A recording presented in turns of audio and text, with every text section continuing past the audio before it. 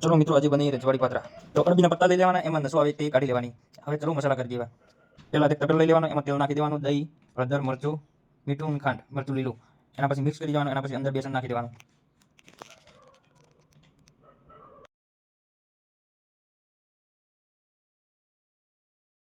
બેસન નાખીને મિક્સ કરી દેવાનું.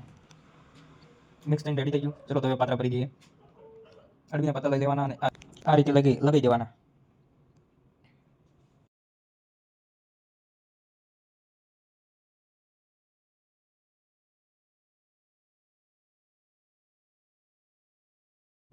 આ રીતે વેટો વાળી દેવાનો.